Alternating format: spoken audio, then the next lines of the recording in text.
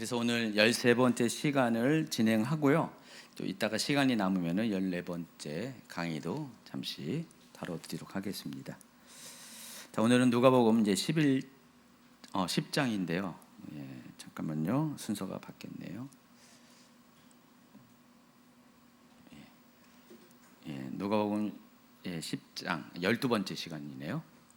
제가 원고가 2개 있어가지고 두 번째 걸 꺼냈네요. 자, 오늘 이제 다뤄드릴 것은 70인 전도팀 파송에 관한 이야기를 다뤄드리겠습니다. 이 이야기는 오직 누가복음에만 기록된 거예요. 다른 복음서에는 없는 내용입니다. 그러니까 지난 누가복음 9장에서 예수님께서 갈릴리에서 행하신 사역에 대해서 정리를 해봤어요. 그래서 예수님은 1차, 2차, 3차 사역을 통해서 갈릴리 전역을 단계별로 복음을 전파하는 일들을 감당하셨다고 그랬습니다.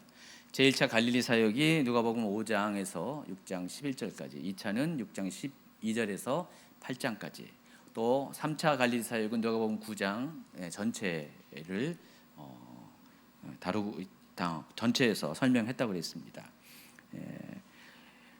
여러분 이제 기억나실 겁니다. 1, 2차 사역 가운데서는 제자들의 그 활동이 두드러지지 않습니다. 그러니까 제자들이 예수님과 함께 하긴 했지만은 예수님처럼 제자들도 그런 사역을 한 기록은 없어요. 그때까지는 예수님 혼자서 복음을 전하시고 병을 고치는 사역을 하셨습니다. 그러니까 제자들은 옆에서 보고 지켜보고 예수님의 또 수종을 두는 그런 수준에 불과했습니다. 근데 지난주에 다뤄드린 제3차 갈릴리 사역부터는 좀 상황이 많이 바뀝니다. 그동안 이제 예수님의 사역을 지켜보던 이 제자들도 이제는 직접적으로 사역의 현장 가운데 등장하게 됩니다. 그리고 예수님 없이 그들 스스로 사역을 시작을 하게 되는데, 그래서 제3차 갈릴리 사역은 예수님께서 12사도들을 파송하는 것부터 시작을 됩니다. 누가복음 9장 1절, 2절 또 6절까지 읽어주시기 바랍니다. 예수께서 12제자를 불러 모으사 모든 귀신을 제어하며 병을 고치는 능력과 권위를 주시고 하나님 나라를 전파하며 앓는 자를 고치게 하려고 내보내시며 제자들이 나가 각 마을에 두루 다니며 곳곳에 복음을 전하며 병을 고치더라. 자, 12제자들이 이렇게 열심히 복음을 전하니까 갈릴리 전체가 난리가 났다 그랬습니다. 전에는 선교팀이 딱 한 그룹이었다면 예수님을 중심으로 한, 물론 다른 자들은 많았지만은 그 사역을 하는 분은 예수님 한 분뿐이었어요. 그러다가 갑자기 12명의 제자들이 혼자 나갔는지 둘씩 나갔는지는 정확하게 모르지만은 적어도 최소한 둘씩만 나가도 6개 팀이, 그러니까 한 팀이 하던 게 6개 팀으로 이렇게 증가가 되니까 더 많은 그 지역에서 더 놀라운 파급력을 발휘하게 됩니다. 그래서 이 소문이 헤롯 안티파스의 귀에까지 들려서 몹시 당황했다라는 표현이 이제 7절에 나와 있습니다. 자, 그런데 지금까지 세 차례에 걸친 예수님의 사역은 다 바운더리가 어디라고요? 갈릴리에 거기 안에 포함되어 있어요. 그래서 여러분 제가 이제 요 지도는 예수님의 사역 지도인데 실은 이제 1차와 2차 사역까지만 여기서 표시가 된 것 같아요. 이 지도에는 보시면 다 갈릴리 지역을 중심으로 사역이 이루어졌다는 사실을 알 수가 있습니다. 갈릴리 동쪽과 갈릴리 서쪽에 서쪽, 남쪽, 서남부 지역이 1, 2차 갈릴리 사역의 그런 배경이 되었습니다. 또 다른 지도를 한번 보시면은요, 왼쪽에 조그만 두 개가 1차와 2차 사역 지도고요. 오른쪽이 3차 사역입니다. 예수님이 드디어 북쪽까지, 동쪽 북쪽까지 올라가게 됩니다. 말씀드린 것처럼 동쪽 북쪽은 헤롯 빌립의 영토예요. 지금까지 1, 2차 사역은 헤롯 안티파스의 영토입니다. 그러니까 예수님께서 지금 1, 2차 사역하는 동안에는 안티파스의 그 통치권에서 사역을 하셨고, 3차 사역에서는 헤롯 빌립의 영지에서 사역을 하셨습니다. 그래서 이제 갈릴리 사역이 거의 마무리되자 예수님은 예루살렘으로 올라가기로 결정을 했습니다. 이게 누가복음 뒷부분 아마 52절 정도에 9장 52절 정도에 나오는데, 그래서 누가복음 이제 오늘부터 다드리는 누가복음 10장부터 19장 28절까지는 예루살렘으로 입성하기 전까지의 예수님의 행적이 기록이 되어 있습니다. 그래서 4장부터 그 예수님의 그런 동선을 이렇게 다시 정리한 걸 한번 표를 보시면은요, 4장 14절부터 9장 50절에는 예수님의 갈릴리 사역이 진행이 되고요. 또 9장 51절부터 19장 28절에는 예루살렘으로 가기까지의 여정, 그 중간에서 사역, 그리고 19장 29절부터는 마지막으로 예수님이 예루살렘에서 하신 사역들이 기록이 되어 있습니다. 그 4장 13절까지는 예수님이 이제 사역을 하기 위해서 준비하는 단계예요.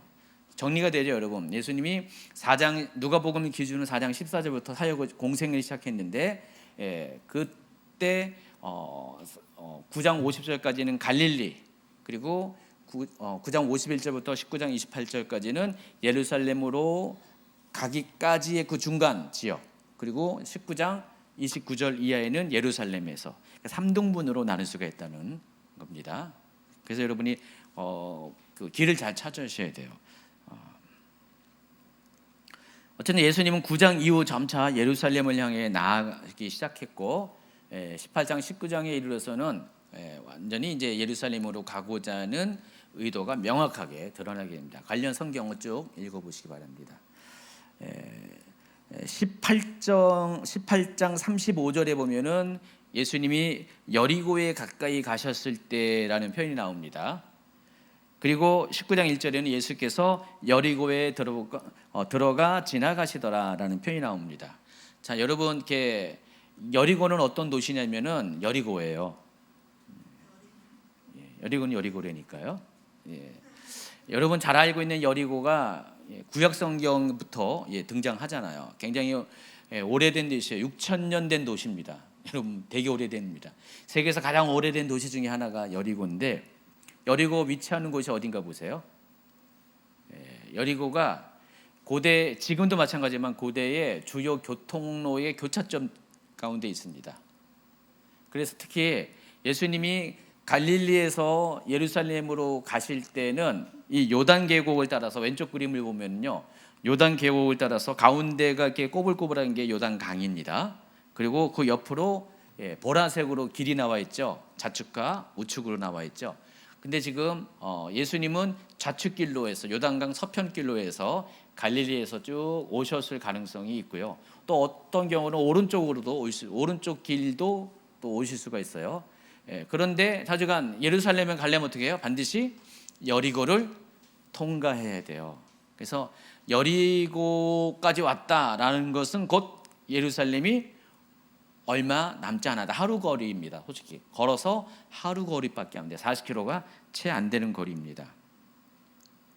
지금 18장 19장에는 예수님께서 여리고까지 당도를 하셨습니다. 그래서 요 다음 지도를 보면은요, 그 밑에가 이제 저 밑에 지금 유대 광야인데, 예루살렘 동편에 있는 요단강 사이에 있는 그 유대 광야가 저기 나오는데, 여리고가 요 밑에 있습니다. 해발 여리고가 299m, 마이너스 299m, 약 마이너스 300m, 그리고 예루살렘이 760m. 그렇게 되면 어떻게 돼요? 약 1060m를 올라가는 길입니다. 여리고에서 예루살렘은 계속해서 오르막길입니다. 유대 광야를 통과해서 올라가고요. 옛날부터 있던 길이 지금도 그대로 있고, 지금은 좀 포장을 해놨습니다. 그리고 옆에 또 길들이 좀 있습니다. 저 길을 따라서 여리고에서 예루살렘으로 올라갑니다. 저게 하루 걸어가는 길입니다. 하루 열심히 잠깐 쉬면서 하루 한 10시간, 12시간을 걸으면은 여리고에서 마침내 예루살렘에 도착을 하게 됩니다. 지금 예수님이 지금 저 여리고까지 와 있는 거예요. 19장에 이르러서는요. 자, 그 전에 예수님께서는 이 여정을 밟기 전에 누가복음 10장에 보면은 70명을 세워서 친히 가시려는 각 동네와 각 지역으로 둘씩 앞서 보내셨다라고 기록이 나와 있습니다. 앞서 9장은 아까 읽어드린 것처럼 9장 1절부터 6절까지 아직 읽진 않았죠. 근데 거기 보면은 예수님께서 12사도들을 택하셔서 갈릴리 전 지역으로 파송을 해서 그들에게 복음을 전하고 병든 자를 고치는 사역을 예수님이 했던 것처럼 동일한 사역을 하게 하셨죠. 그리고 그들이 7절에 보면 다시 돌아옵니다. 그리고 예수님께 보고하는 장면이 나옵니다. 근데 10장에 가면은 예수님께서 이제 갈릴리를 떠나서 예루살렘을 향해 나아가시면서 제일 먼저 하신 일이 70명을 세워서, 이번에는 사도 12사도가 아니라 제자들 중에서 70명을 세워서, 사도들이 포함된지 안 포함된지는 잘 모르겠어요. 근데 70명을 세워서 친히 가시려는 각 동네마다 각 지역마다 2명씩 짝을 지어서 보내십니다. 자, 그러면은 70명을 둘씩 짝지면 어떻게 돼요? 선교팀이, 전도팀이 모두 35개 팀이 되죠. 전에는 예수님이 1, 2차 사역일 때는 예수님을 중심으로 한 팀의 전도팀이 있었고요. 또 갈릴리 제3차 사역에서는 9장에서는 최소한 6개의 전도팀이 생겼고요. 지금은 어떻게 해요? 무려 35개의 전도팀이 생겼다는 것입니다. 어마어마한 전도팀이 생긴 거예요. 그러니까 예수님이 하신 사역처럼 똑같이 하는 그런 전도팀이 가동이 됐다는 것입니다. 자, 그러면 예수님은 지금 그 1, 2, 3차 갈릴리 사역을 진행하시면서 알게 모르게 이렇게 준비해 오신 거예요. 차츰차츰 사람들을 먼저는 보고 배우게 한 다음에 두 번째는 이제 실습을 시키고, 그래서 이 10장에 와서는 완전히 그들 중에서 70명을 선별해서 2명씩 짝을 지어서 35개의 전도팀을 보내서 최소한 32개의 마을 또는 도시에 그 팀을 보냈다는 것입니다. 이해하시겠어요? 누가복음에는 이게 아주 명확하게 예수님의 동선과 이런 계획이 아주 명확하게 나타나 있습니다. 자, 그렇다면은 예수님이 이들을 과연 어느 곳에 보냈을까? 자, 갈릴리 사역은 이제 마쳤어요. 예수님이 1, 2, 3차 사역을 통해서 9장까지 다 마치고 이미 예수님은 예루살렘으로 가야 되겠다고 결심을 했고 더 이상 이제 갈릴리 사역을 하지 않으신 겁니다. 이제는 이제 그 예수님의 전도 타겟이 예루살렘을 향하고 있는데, 자, 그러면은 갈릴리와 예루살렘의 중간 지역에서 아까 제가 잠깐 구분한 것처럼 19장까지 예수님의 그 갈릴리에서 예루살렘에 이르기 전까지의 그 과정에서 예수님이 무엇을 했는가가 거기에 기록이 되어 있어요. 자, 그러면은 그 기간 동안에 그 예수님이 이렇게 거쳐갔던 곳은 당연히 갈릴리도 아니고 예루살렘도 아니고 그 중간 지역입니다. 그래서 그 중간 지역은 갈릴리와 예루살렘의 중간 지역은 딱 두 군데 후보지가 있습니다. 유대 산지 지역, 그리고 또 요단강 동편의 지역입니다. 그래서 유대 산지와 사마리아는 갈릴리와 예루살렘에서 딱 중간에 있는 지역입니다. 예수님이 아직 여기는 복음을 전하지 않았거든요. 위에 갈릴리에서 예루살렘의 중간의 지역이 사마리아와 그 유대 산지입니다. 이 유대 산지까지는 이제 복음을 전하지 않았어요. 그리고 또 요단강 동편에 소위 말하는 트랜스 요르단 지역입니다. 지금 지도에 보면은 트랜스 요르단 지역이 어떤 곳인지를 한번 보여드릴게요. 다음 지도 보시면은요, 현재 그 지도에 보면은 요 오른쪽에 약간 짙은색, 밤색이 트랜스 요르단 지역입니다. 지금 옆에가 현재의 이스라엘이에요. 그럼 이스라엘 땅덩이보다 훨씬 넓은 데가 트랜스 요르단 지역이에요. 위에 지도를 한번 이렇게 보시면은요, 앞에 지도를 보시면은, 자, 여기 보시면은 대부분 어떻게 해요? 빌립의 영토라는 것을 좀 알 수가 있습니다. 빌립의 영토 있고 밑에는 아켈레오의 영토에 있고 저 데가볼리는 로마가 직접 통치하는 지역입니다. 데가볼리가 이제 우리 한국말로는 데가볼리인데 저거는 데카폴리스를 한글로 음역한 겁니다. 10개의 도시라는 도시가 있는 지역입니다.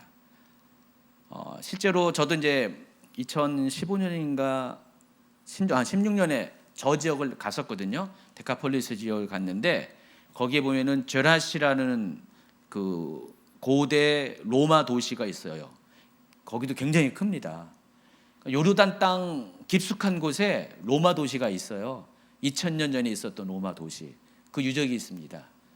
제라시라는 유적이 남아 있는데 그와 같은 도시가 큰 도시가 그러니까 지금 말하면은 대도시가 10개나 있던 지역이에요. 저기를 가리켜서 그때 당시는 데카폴리스 해가지고 한글로 음역하면 데가볼리라는 요 지역이 있습니다.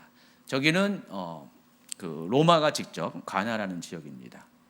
저 지역과 빌립의 지역과 저 지역과 또 밑에 보라색으로 표현한 사해 바로 오른쪽 위에 있는 그 헤롯 안티파스가 통치하던 헤롯 안티파스는 갈릴리 서쪽과 저 두 곳을 통치했습니다.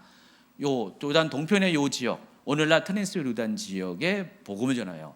보시면 알겠지만은 갈릴리에 비하면은 영토가 엄청 넓잖아요. 굉장히 넓습니다. 그래서 예수님이 70명을 2명씩 나눠서 33개의 팀을 만든 이유가 바로 여기 있는 거예요. 저 넓은 지역에 복음을 전하다 보니까 한 팀으로 가는 것보다 6팀으로 가는 것보다 혹은 12팀으로 가는 것보다 35개의 팀으로 가는 것이 효율적이에요.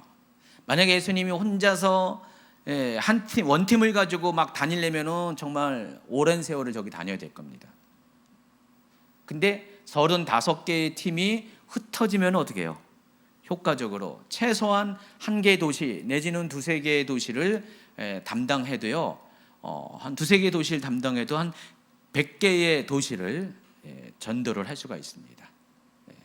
지금 그 얘기를 하고 있는 거예요. 지금 누가복음 10장 1절에는 그 한 절에는 이와 같은 내용들이 다 여기 들어가 있는 것입니다. 예수님이 이렇게 35개의 대규모의 전도팀을 구성해서 각 마을에 파송해서 예수님과 동일한 사역을 하게 하신 그 이유에 대해서 좀 더 구체적으로 살펴보기를 원합니다. 이제 예수님의 시간표를 따진다면은 예수님이 예루살렘으로 가기로 결정한 이유는 뭐예요? 예루살렘에서의 사역이 있기 때문에 그래요. 예수님은 그 사역을 하이라이트로 예수님의 그 공생애를 마치는 하나님의 시간표를 너무나 잘 알고 있었습니다. 이제 예루살렘으로 죽으러 가셔야 될 때가 가까이 오고 있습니다. 그렇다면 예수님에게는 남은 시간이 별로 없는 거예요. 혼자서 이 모든 사역을 감당할 또 그런 물리적인 여건도 안 되고, 더군다나 지금 이 지역들은요 지금까지 한 번도 예수님께서 직접적으로 복음을 전하지 않은 곳입니다. 그러나 누군가는 복음을 전해야 되는 곳이기도 합니다. 특히 트랜스 요르단 지역, 요단 동편의 이 지역은요 당시 영적으로 굉장히 암흑과 같은 그런 지역이었어요. 원래 그 갈릴리도요, 그 납달리와 스불론 땅인데 여기도 그 영적으로 굉장히 어두운 지역이었어요. 근데 예수님께서 그 지역에 빛으로 오신 거예요. 어두운 그 갈릴리 땅을 영적으로 밝히는 빛으로 오셨어요. 이게 이미 이사야에서 예언을 됐고 예수님이 그 예언을 따라서 그쪽 지역에서 사역을 시작하신 것입니다. 근데 이쪽 지역도 트랜스 요르단 지역도 그와 못지않게 영적으로 굉장히 암흑의 그런 지역이었습니다. 방치된 곳이었습니다. 당시 유대교가 득세하는 곳이 예루살렘과 그 북쪽의 갈릴리 지역이에요. 이 양쪽에는 유대교의 어떤 유명한 랍비들도 있었고 어떤 핵심 멤버들이 양쪽에 있었는데 이쪽 동편 요단강 동편 지역 트랜스 요르단 지역은요 유대교의 영향력이 거의 미치지 않은 지역이었습니다. 이 지역은 특히 베레아 지역은 유대인이 다수 살고 있었지만은 그 너머에는 유대인들이 거의 살지 않았습니다. 그러다 보니까 어떻게 돼요? 완전히 영적으로는 버려진 땅입니다. 유대교 랍비나 뭐 제사장 그룹이나 아무도 관심 갖지 않는 그런 지역이었습니다. 그렇지만은 이 땅에 너무나 넓기 때문에 그 갈릴리보다 보면은 한 거의 10배 가까이 넓은 지역이기 때문에 지금까지의 사역 영역보다 더 많은 그런 역량이 필요했습니다.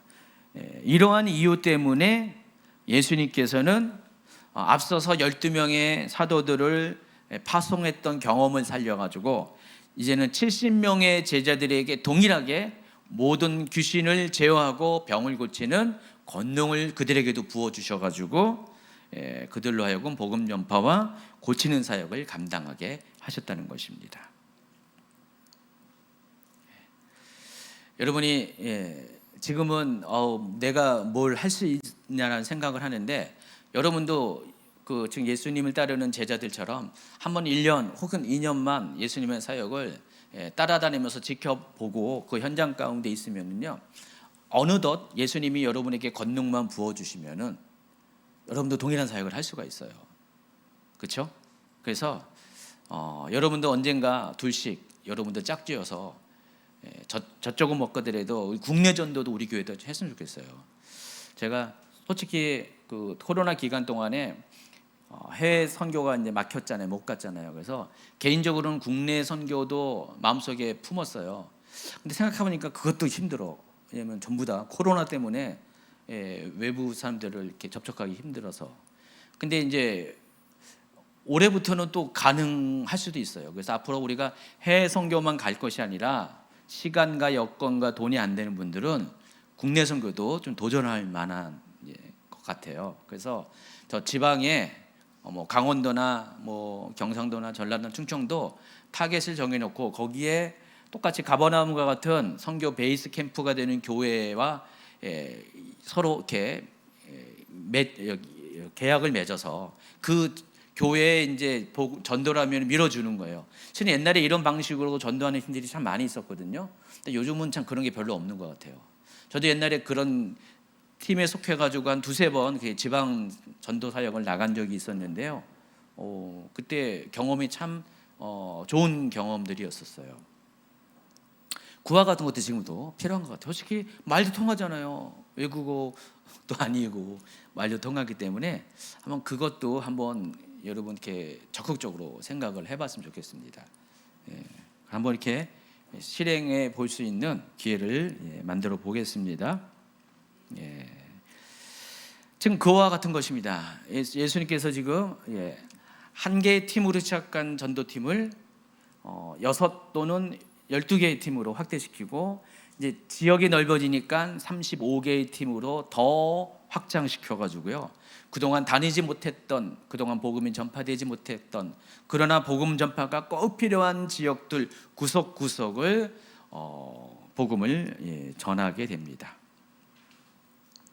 자, 그런데 여러분, 아까 말씀드린 것처럼 요 70인의 파송 이야기는 오직 누가복음에만 있는 기록이라고 했습니다. 12사도의 파송 이야기와는 전혀 다른 이야기잖아요. 12사도는 어디에 파송됐습니까? 어느 시간대에? 예수님의 사역의 초중반 때에 갈릴리 지역에 파송되었어요. 그런데 지금 이 70인은 어디 지역이에요? 갈릴리와 전혀 다른 곳에 파송되었어요. 자, 그런데 마태복음에 보면은 누가복음에서는 9장과 10장에서 각각 다른 시간대 다른 장소에서 있던 사건을 마태복음에서는 이거를 하나로 묶어버렸어요. 마태복음 10장에 나와 있는 기록을 보면은 누가복음 9장과 10장에 있는 이 기록을 편집했다는 걸 알 수가 있어요. 합쳐서 마치 한 번에 한 시간대에 일어난 한 장소에서 일어난 것으로 기록을 했다는 것입니다. 이미 여러분 저랑 이거 강의하면서 이런 예들을 많이 제가 설명했잖아요. 마태복음과 누가복음을 비교하면은 거꾸로 누가복음에서는 마태복음에서 여러 군데 일어난 사건을 누가복음에서 한 군데에서 설명한 케이스도 지난 시간에 있긴 있었어요. 그런 대부분의 경우는 마태복음이 그 역할을 많이 했습니다. 그러니까 누가복음에서 여러 군데에서 일어난 사건을 마태복음에서는 다 한 장소 한 시간대에 일어난 사건으로 몰아서 설명을 했습니다. 지금 이 장면도 마찬가지예요. 그래서 누가복음 9장과 10장의 내용이 마태복음 10장에 짬뽕돼서 들어가 있습니다. 그래서 한번 여러분 비교해서 한번 살펴보시기 바랍니다. 그래서 시각적으로 표현하면 이렇게 이 표처럼 누가복음 9장 1절부터 7절까지 12사도 파송 이야기와 10장 1절부터 16절까지의 70인 제자 파송 이야기가 마태복음 10장에서는 12사도 파송 이야기로 그렇게 한 이야기로 설명이 되어 있다는 것입니다. 이해하시겠어요? 그래서 제가 말씀드린 것처럼 이 누가는 다른 복음서 저자들과 달리 아주 역사성을 굉장히 여기고 아주 꼼꼼한 사람이기 때문에요. 이것을 놓치지 않고 다 시간대별로 기록을 했습니다. 그래서 여러분 물론 누가도 요한복음과 비교하면 또 달라요. 요한복음에 보면 예수님께서 그 3년의 공성회 동안에 거의 매해마다 예루살렘에 다녀간 기록이 있어요. 근데 누가복음에서조차도 예루살렘에 예수님이 가신 기록을 어릴 때 빼고는 십자가 지실 때 가신 걸로만 기록이 되어 있어요. 그러니까 누가복음도 요한복음의 기록에 비하면 정확성이 그 부분에서 떨어지긴 해요. 그렇지만 일반적인 역사 기록의 가치를 본다면은 마태와 마가보다도 또 요한복음은 띄엄띄엄 기록한 이야기들이거든요. 누가복음의 기록이 그 연대기로 따진다면 역사성으로 따지면은 기준이 되는 것으로 여러분 보셔야 됩니다. 여러분 누가복음을 쫙 읽고 마태와 마가를 비교하는 것이 여러분에게는 좋은 선택이라는 것입니다. 보통 우리가 마태복음을 기준으로 다른 것들을 봤는데 누가복음을 알고 보면 누가복음을 기준으로 다른 복음서를 봐야지 그 기록의 그 정확성이 명확하다는 것입니다. 이해하시겠죠? 자, 그러면은 어디로 가냐면 122페이지 중간 부분. 자, 이처럼 누가복음을 통해 살펴보면 예수님의 사역의 동선이 아주 명확합니다. 예수님은 대충 사역한 것이 아니라 체계적인 계획을 가지고 효과적인 사역을 하신 거예요. 하나님의 시간표 안에서 그 계획에 맞춰서 지역을 이동해 가면서 하나님 나라를 점차 확장시켰다는 것입니다. 그래서 표를 한번 보세요. 이 표를 보면은 그 다음 표 제가 이제 이걸 이제 좀 그려봤어요. 지금 팔레스틴 지역 보면은 지금 보라색으로 굵은 선으로 끝에 화살표가 있는 선을 보시면은 이게 예수님의 동선입니다. 예수님의 공생의 기간 동안에 누가복음에 나와 있는 기록을 근거로 해서 제가 이렇게 그려본 거예요. 이렇게요. 예수님께서 대략 이렇게 움직이신 거예요. 이 시간대별로 1차, 2차, 3차 갈릴리 사역, 또 그리고 요단 동편 사역, 그리고 예루살렘 사역 이런 식으로 해서 이런 식으로 그 갈릴리 서편에서 시작해가지고 위로 쭉 타고 올라가지고 북쪽으로 갔다가 요단 동편으로 갔다가 다시 예루살렘 쪽으로 밑으로 가는 요와 같은 화살표 방향으로 예수님이 3년의 공생애를 하셨다로 볼 수가 있습니다. 그럼 여러분이 이거를 잘 기억하시면은 성경을 읽을 때 상당히 여러분 정리가 잘 될 겁니다. 드디어 이제 파송되었던 70명의 제자들이 사역을 마치고 예수님께로 돌아옵니다. 그리고 그들도 앞서 12사도들이 했던 것처럼 자신의 사역을 예수님께 보고를 합니다. 우리 선교팀이 다녀오면은 선거 보고를 하잖아요. 이게 다 성경적입니다. 그때는 선교팀들이 예수님에게 보고했고 오늘날 우리 선교팀들은 물론 하나님이 보고를 받으시고 또 성도들에게 보고를 한 거잖아요. 똑같이 선교팀이 다녀오면은 보고를 해요. 또 우리가 우리 또 열방 선교로 가면은 각각 거리 전도 나가고 지방 사역 갔다 온 다음에 다시 이렇게 다 팀들이 다 모이면 똑같이 이런 작업을 합니다. 우리 팀은 어디 가서 이런 일이 있었는데 이런 사람에게 복음을 전했고 또 이런 사람이 결신이 있었습니다. 이런 것들을 보고하는데 다 성경적인 거예요. 지금 성경 방식대로 지금 하고 있습니다. 근데 앞서 9장 10절에 보면은 사도들이 돌아와 자기들이 행한 모든 것을 예수께 여쭈니 그냥 아주 담담하게 이런 그냥 보고만 돼 있는데 이 누가복음 10장 17절에 70인의 경우는 좀 달라요. 70인이 기뻐하고 돌아와 이르되 주여 주의 이름으로 이름이면 귀신들도 우리에게 항복하나이다. 여기는 미처 다 표현되지 않아 있지만은 지금 갔다 온 70명의 제자들이 전도팀으로 다녀온 제자들이 굉장히 기분이 상승돼 가지고 뭔가 좀 이렇게 업이 돼 가지고 예수님에게 예수님 너무너무 좋았어요. 놀라운 일이 있었어요. 우리가 갔더니요 귀신들이 우리가 주의 이름으로 말만 하면 다 도망갔네요. 쫓겨났네요. 와 대단해요 하면서 그렇게 지금 그런 보고를 하고 있다는 것입니다. 여러분이 정말 한번 가서 정말 2씩 가가지고 각 마을을 가서 전도를 했는데 예수 이름으로 하면은 갑자기 귀신들이 그냥 막 드러나가지고 그냥 소리 지르고 도망가고 뭐 얼마나 신날까요, 그렇죠? 예, 굉장히 신날 거예요. 뭐 딱 손을 얹었는데 그냥 병이 막 떠나가고 너무 흥분돼가지고 밥 먹는 것도 다 잊어버리고 그냥 잠자는 것도 너무 그냥 에너지가 넘쳐가지고 막 그 사역을 하는 거예요. 지금 제자들이 그 사역을 하고 온 거예요. 지금 너무나 놀라운 경험들을 하고 온 겁니다. 근데 앞에 사도들을 보면 그런 병을 고친 얘기는 있는데 그 정도까지는 아닌 것 같아요. 근데 제가 살펴보니까 이런 이유일 수도 있어요. 이미 앞서 제자들은 예수님이 다니신 곳을 포함해서 갈릴리 지역으로 충분히 예수님의 사역이 이루어진 상태에서 갔는데 요 지역은 예수님이 한 번도 다녀가시지 않은 요 지역은요 완전히 복음의 미개척지입니다. 그러면 어떻게 해요? 거기는 악한 영이 득세하는 곳이잖아요. 영적 전쟁이 치열한 곳인데 오히려 하나님은 그런 곳일수록 어떻게 돼요? 복음 전환들에게 더 큰 놀라운 그런 표적들을 나타내 보이시거든요. 희한해요. 우리가 국내에서 막 전도하고 국내에서 이런 사역하면은 특별한 일이 별로 안 나타나. 밋밋해. 그런데 해외에 나가면은 고침받는 그 사람도 놀라고 나도 놀라고 그런 일들이 자주 일어나. 그거가 똑같은 거예요. 지금 이 지역들은 해외 지역이나 다름없는 거예요. 실제로 이 트랜스 요르단 지역은 베레아 지역 외에는 다 이방인들입니다. 그러다 보니까 더욱더 그리했던 것 같습니다.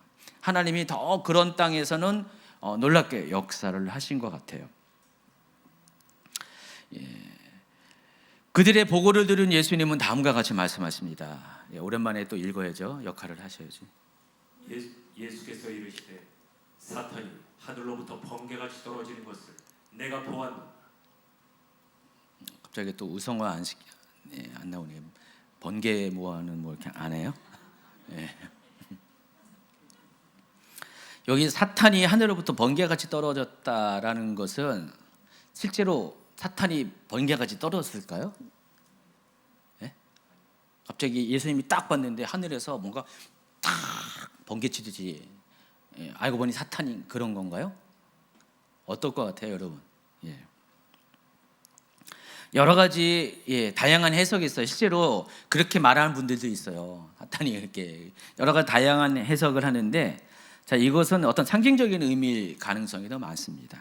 그러니까 예수님이 보기는 보셨어요. 그러니까 영적 세계 안에서 어떤 물리적인 현상으로 보인 게 아니라 영적 세계 안에서 이런 것들을 본 거예요. 그래서 이 말은 결과적인 의미는 그럽니다. 제자들의 사역을 통해서 하나님 나라가 이 지상에는 점점 왕성하게 확대하게 되니까 상대적으로 공중의 권세를 잡은 사탄의 그런 권세가 균열이 돼서 무너지는 현상, 마치 이런 거 있습니다. 예전에 이 비유가 맞을 것 같아요. 최 목사님이 어떤 집회 가운데 여러분 중보기도 강의할 때 생각나실 거예요. 막 이렇게 사람들이 찬양을 하고 막 함성을 가지고 막 기도를 할 때, 그러니까 하늘에 그냥 두꺼운 바위와 같은 그런 돌들이 그냥 하늘을 탁 가로막고 있었는데 기도가 그게 거기를 뚫고 올라가야 되는데 거기에 막혀가지고 기도가 안 올라가는 거예요. 거기까지는 이해하죠. 그러니까 둘째 하늘이라는 게 바로 사탄이 권세를 잡은 곳입니다. 그러니까 여러분의 눈에 보이는 물리적인 하늘을 말하는 것이 아니라 영적인 그런 의미의 둘째 하늘입니다. 보통 유대인들은 하늘을 하늘들로 표현하잖아요. 세 개의 하늘로 이해하고 있습니다. 물리적인 하늘, 우리가 눈에 보이는 그 유니버스, 그 하늘이 있고요. 그리고 하나님이 계시는 곳이 있고요. 그 중간에 사탄이 자리 잡고 있는 권세를 가지고 있는 둘째 하늘이 있습니다. 그 둘째 하늘, 그러니까 우리가 여기서 기도할 때 우리의 기도가 하나님이 계신 삼층천으로 올라가야 되는데 그 둘째 하늘을 막고 있는 사탄이 그거를 기도를 못 올라가게 만들고 있어요. 근데 우리가 이제 강력한 중보 기도를 하면 그 진이 틈이 생기고 부서지기 시작합니다. 그래서 그게 무너져 내립니다. 마치 이 장면처럼 막 전도가 부린 듯하고 거기에 막 부흥이 일어나니까 어떻게 돼요? 사탄의 그 지역의 하늘을 붙잡고 있는 사탄의 권세가 균열해 와가지고 번개같이 떨어지는 그런 하늘이 그 사탄의 권세가 무너지는 것을 예수님이 보았다는 것입니다. 그렇게 이해하시면 딱 맞을 것 같아요.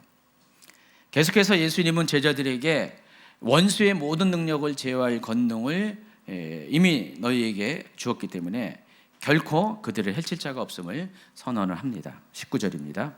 내가 너희에게 뱀과 정갈을 밟으며 원수의 모든 능력을 제어할 권능을 주었으니 너희를 해칠 자가 결코 없으리라. 뱀과 전갈은 실제적인 뱀과 전갈을 말하는 것이 아니라 상징한 사탄의 세력을 말하고요. 원수는 말 그대로 사탄입니다. 원수 마귀 사탄이라고 하잖아요.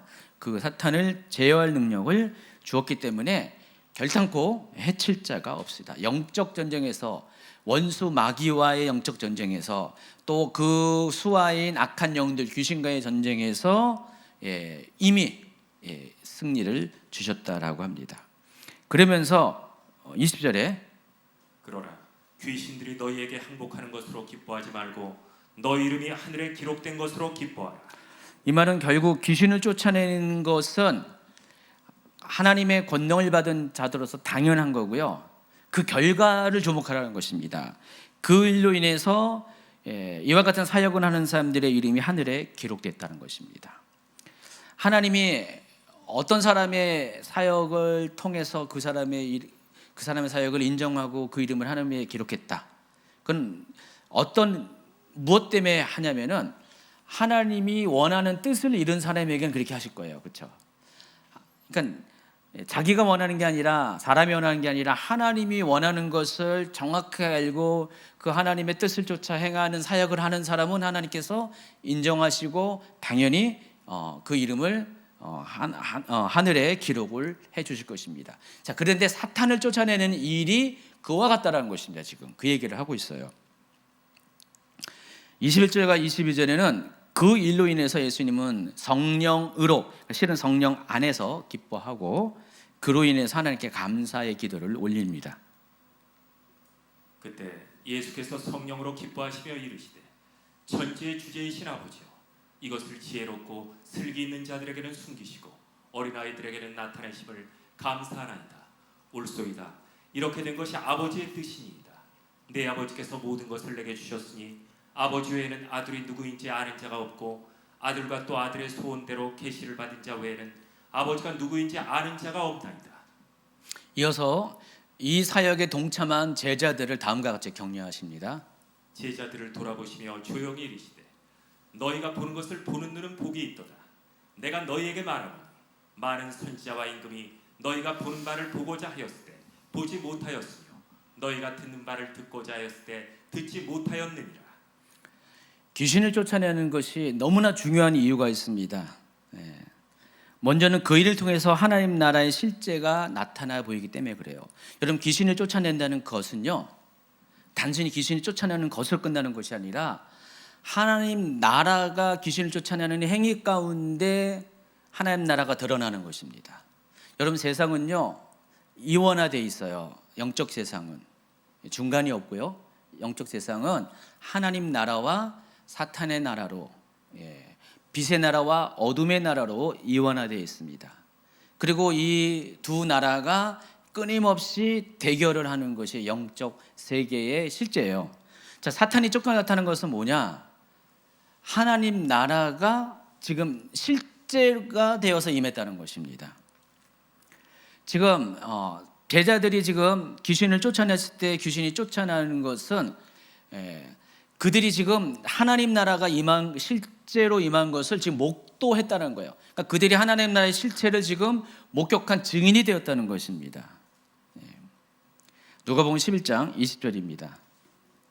그러나 내가 만일 하나님의 손을 힘입어 귀신을 쫓아낸다면 하나님의 나라가 이미 너희에게 임하였느니라. 여러분, 귀신이 차지하는 영토가 뭔지 아시죠? 사람입니다. 사람의 혼, 사람의 심령. 우리가 영적 전쟁 하는데 영적 전쟁의 그 전쟁터는 여러분의 마음이에요. 다른 곳이 아니라 여러분의 사람의 마음입니다. 그래서 사람 마음이 전쟁터입니다. 그래서 사탄의 나라와 하나님의 나라가 이렇게 전쟁을 벌이고 있는 거예요, 지금. 사람의 마음 안에. 그래서 여러분 안에 만약에 귀신이 있었는데 이 귀신이 계속 머무르고 있으면 이 여러분 안에 나라는 어떤 애요? 사탄의 나라가 지금 장악한 건데, 지금 제자들이 지금 예수님이 주신 권능을 가지고 귀신을 쫓아냈을 때 여기서 나가버리면 어떻게 돼요? 이곳에 하나님 나라가 진입하게 돼요. 하나님 나라가 임하게 된다는 것입니다. 그래서 귀신을 쫓아내는 사역은 어떤 거예요? 하나님 나라의 승리를 가져오게 하는 사역이에요. 그러니까 예수님은 그 어떤 사역보다 이 사역을 중요하게 여긴 거예요, 지금. 더군다나 지금 귀신들에게, 악한 영에게 장악된 이 어둠에 속한 이 지역들에서 그 귀신들을, 악한 영을 쫓아내는 그 일은 예수님 입장에서 너무너무도 중요한 일이고, 자, 그와 같은 역사의 현장 가운데 지금 제자들이 있던 거예요. 그와 같은 그 영적인 비밀을 제자들이 지금 실제로 보고 경험하고 느끼게 됐다는 것입니다. 그렇기 때문에 이 일이 아무나 할 수 있는 게 아니라 정말 어린 나이와 같은 연약한 제자들이지만은 하나님께서 이 일을 그들에게 경험하게 하신 것, 이 영적인 세계의 실체에서 일어나는 것들을 보게 하는 것이 얼마나 놀라운 일인가, 지금 그 얘기를 하고 있습니다. 자, 10장 25절부터 37절에는요 오직 누가복음에만 기록된 사마리아인의 비유가 소개됩니다. 그러니까 누가복음에는 이렇게 다른 복음서에는 없는 그런 이야기들이 곳곳에 있습니다. 근데 예수님께서 왜 이 비유를 말씀하시게 된지 그 발단을 아셔야 돼요. 이 비유의 발단을 보면은 10장 25절입니다. 어떤 율법 교사가 일어나 예수를 시험하여 이르되 선생님, 내가 무엇을 하여야 영생을 얻으리이까? 전 율법 교사의 목소리가 좀 약간 너무 이렇게 너무 이렇게 그러네요. 교사 같지가 않고 무슨 학생 같아요. 제가 이제 계속 이 성경 강해를 하다가 보면은요, 그 성경 낭독하는 성우들이 하는 거 있잖아요. 입체 낭독이라 해가지고요. 그걸 보면은 너무 이렇게 고증이 안 된 얘기가 너무 많아요. 그 내용을 알면은 그런 목소리, 그런 말투 이런 게 나올 수가 없는데 그런 게 많은. 전도사님들께서 미리 원고를 주면은 더 잘 살펴봐가지고 목소리를 잘 선택하셔야 돼요. 경상도 버전이 나와야 되는데 전라도 버전 나오면 안 되고요. 확실하게 잘 이렇게 하셔야 돼요. 이런 유익이 있더라고요, 실제로. 여러분, 이 성경 공부를, 성경 강해를 하는 여러분과 저만이 알 수 있는 특권입니다. 어떤 율법 교사가 일어나서 예수님을 시험하면서 선생님 내가 무엇을 하여 영생을 얻으립니까? 이런 질문을 한 겁니다. 마태복음에서도 비슷한 얘기를 합니다. 마태복음 22장 35절에도 병행기절이 있는데 여기도 그 중에 한 율법사가 예수를 시험하여 묻되라고 했어요. 시험하기 위해서 이 질문을 했다라는 것입니다. 근데 마가복음에서는 약간 질문의 의도가 달라요.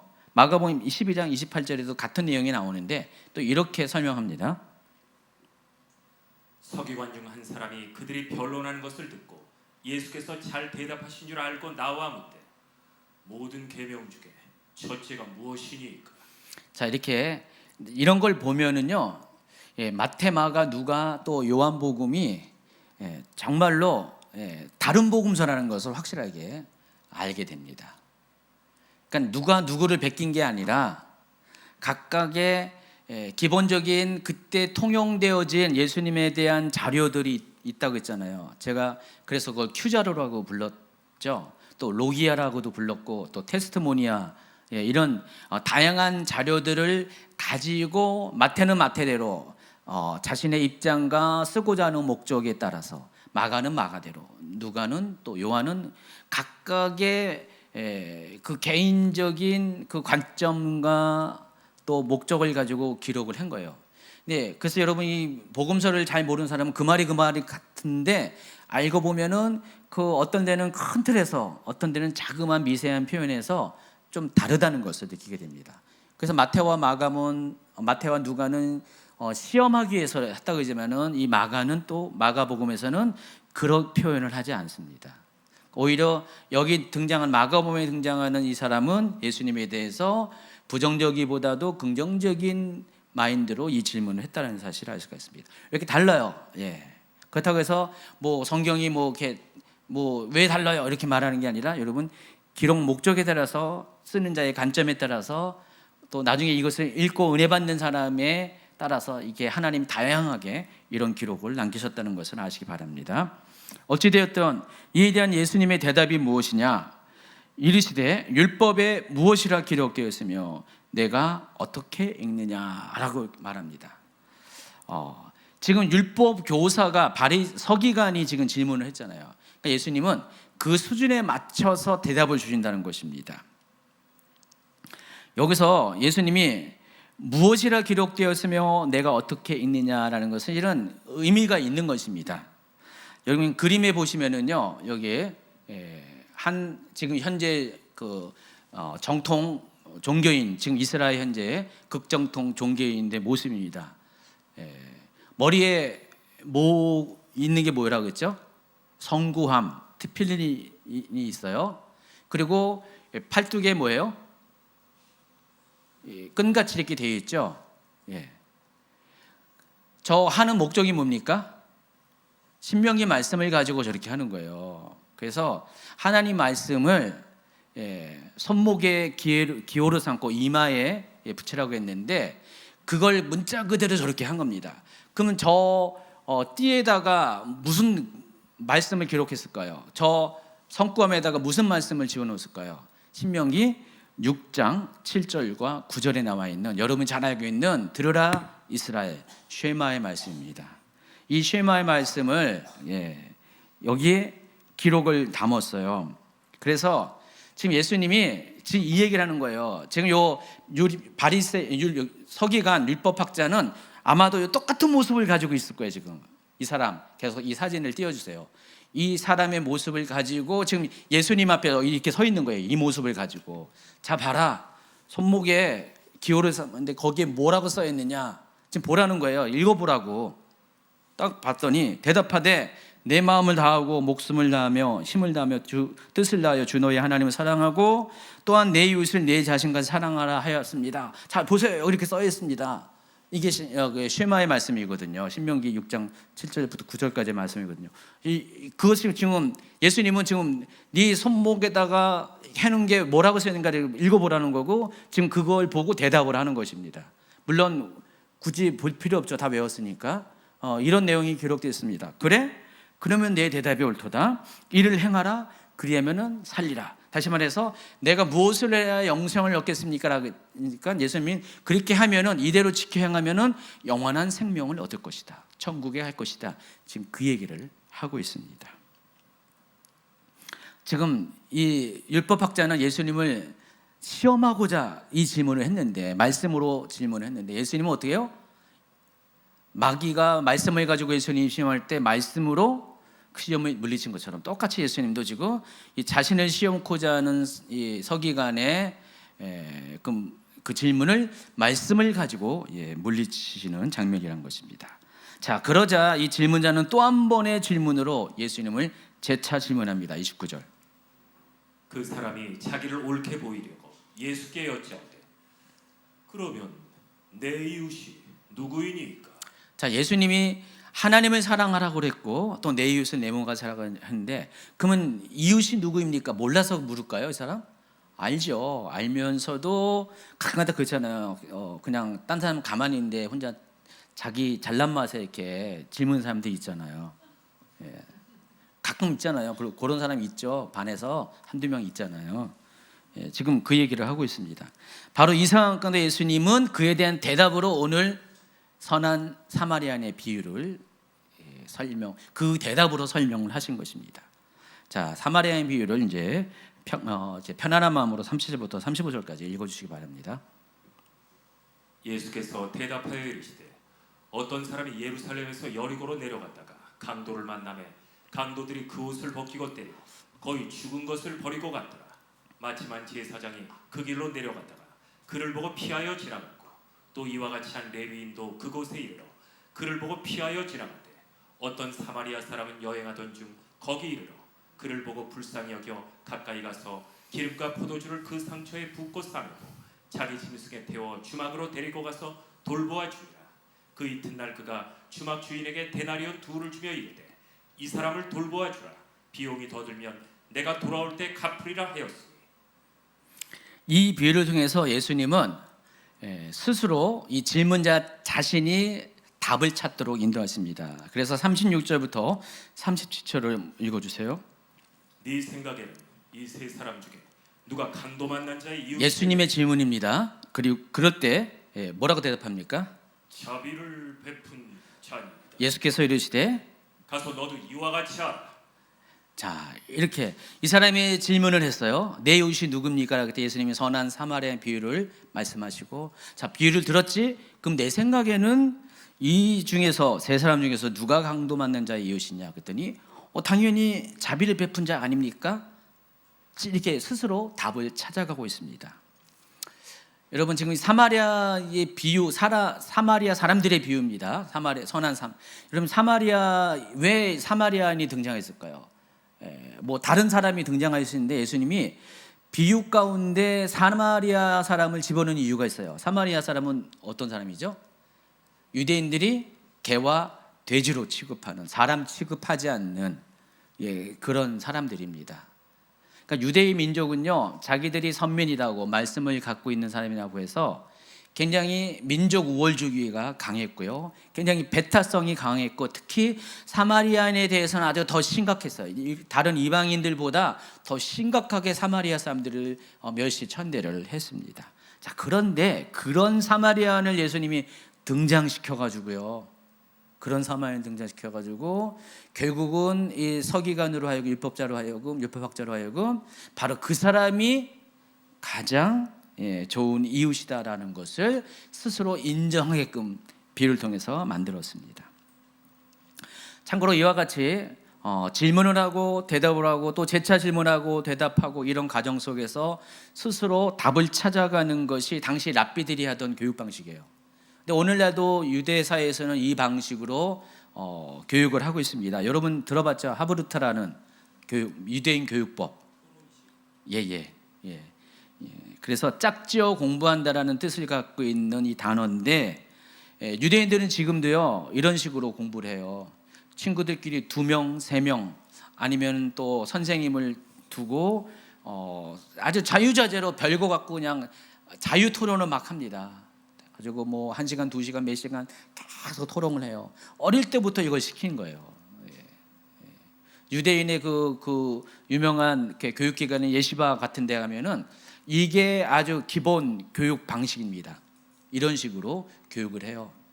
이게 뭐 어떤 장점이 있냐면은 이걸 통해서 사람들이 논리성을 키워간대요. 여러분 유대인이 머리가 좋은 민족이라고 여러분 알고 있지만은 실은 머리가 좋지 않아요. IQ가 좋은 민족은 아니에요. 우리나라보다 한참 떨어지는 민족인데 IQ는 별론데 이런 식으로 교육을 하다 보니까 머리가 좋아진대요. 계속 토론을 많이 하면은 머리가 좋아져요. 실은 여러분도 그거 느껴요. 여러분 중에 말 많은 자녀들 있잖아요. 질문을 하고 엄마 이거 뭐야? 나중에 엄마가 너무 귀찮아가지고 야 그만 물어봐 해도 그런데 이건 뭐야? 하면서 뭐 질문하는 애들이 있잖아요. 그런 애들을 계속 질문하게 하면은요 그 아이들이 공부 잘한대요. 근데 질문 못하게 하면은요 그냥 풀이 죽고 공부를 못하게 돼요.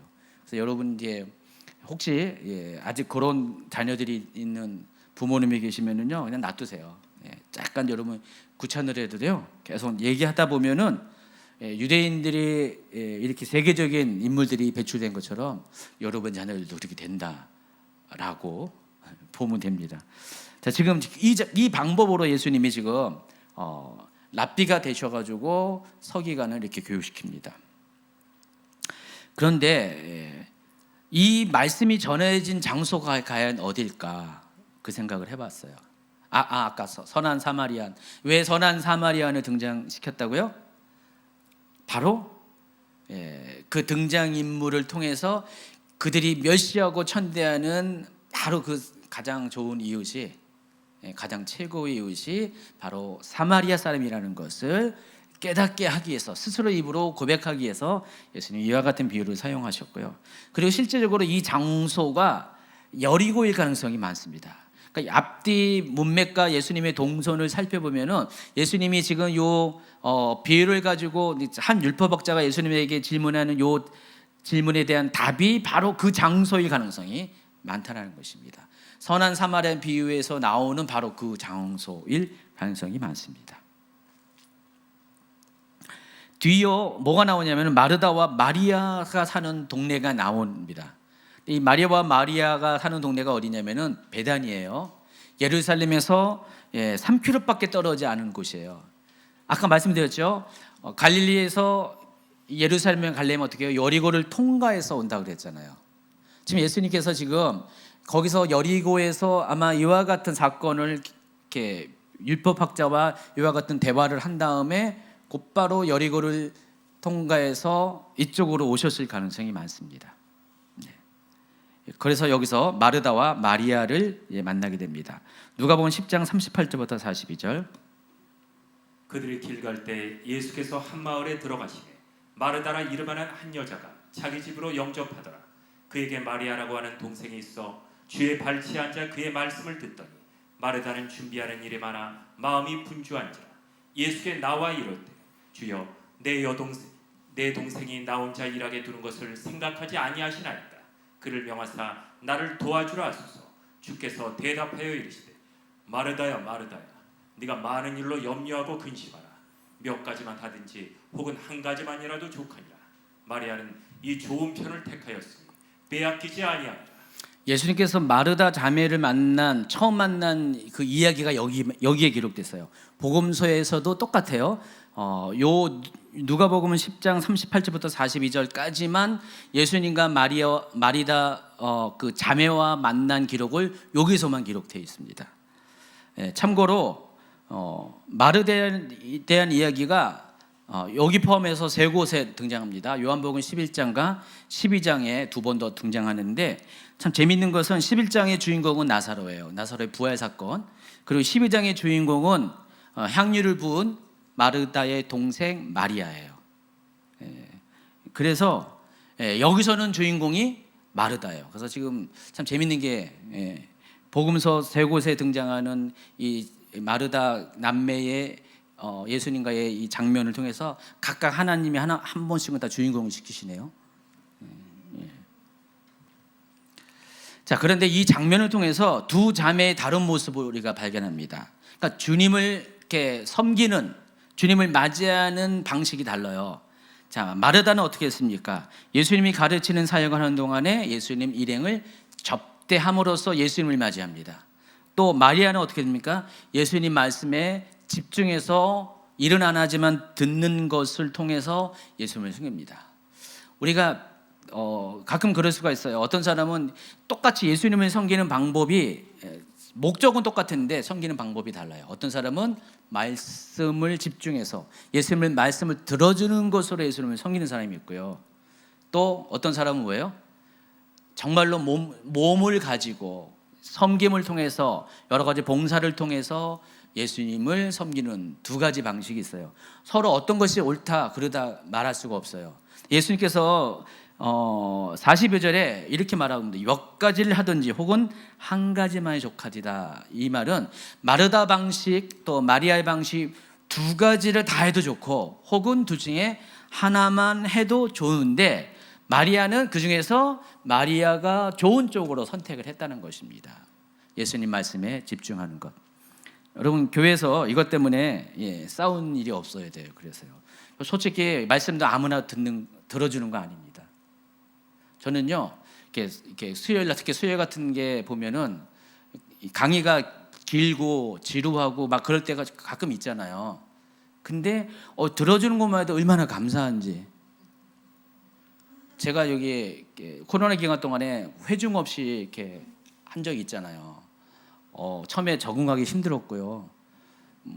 50명이 할 때도 그러니까 수백 명이 듣다가 50명이 들으면 그것도 힘든데 어떨 때는 딱 2명, 저 정용 입사님하고 저기 누구 이렇게 딱 2명만 딱 있고 이렇게 얘기를 할 때가 있어요. 그거 쉽지가 않아요. 이거 굉장히 어려워요. 예. 근데 어느 날 회중들이 딱 그래서 초롱초롱한 사슴과 같은 눈으로 그냥 막 보면서 물론 가끔 뭐 여기 새우젓 눈이 되기도 하죠. 예, 사슴 눈에서 새우젓 눈이 가끔 돼요. 근데 그래도 집중해서 들으면은요 얼마나 고마운지 몰라요. 그렇죠, 최 목사님? 네, 맞아요. 여기에 보면은 마리아가 많을 때가 있고요.